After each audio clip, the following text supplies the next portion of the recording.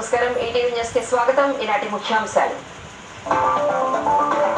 తెలంగాణలో మంత్రివర్గ విస్తరణ ఎప్పట్లో ఉండదన్న రేవంత్. అధిష్టానందే తుది నిర్ణయమని వెల్లడి. టీపీసీసీ కూర్పుపై వేణుగోపాల్తో చర్చ.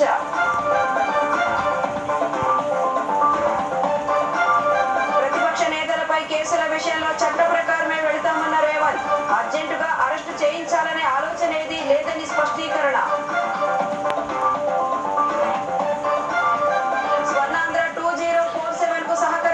నీతి ఆయోగ్ కు చంద్రబాబు విజ్ఞప్తి.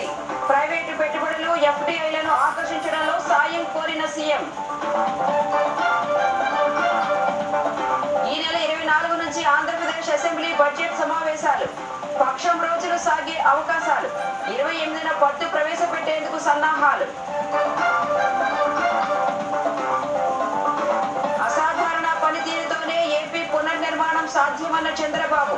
వేగం పెంచేందుకే మంత్రులకు ర్యాంకునిచ్చినట్లు వెల్లడి. అమెరికా, ఫ్రాన్స్ వెళ్లేందుకు ప్రధాని షెడ్యూల్ ఖరారు. ఈ నెల 10 నుంచి 13 వరకు ఇరు దేశాల్లో పర్యటించనున్న నరేంద్ర మోదీ. 5 ఏళ్ల విరామం తర్వాత కీలక వడ్డీ రేట్లు తగ్గించిన ఆర్బీఐ. రెపో రేటు 25 బేసిస్ పాయింట్లు తగ్గింపు. గృహ రుణాలపై వడ్డీ భారం తగ్గే అవకాశాలు.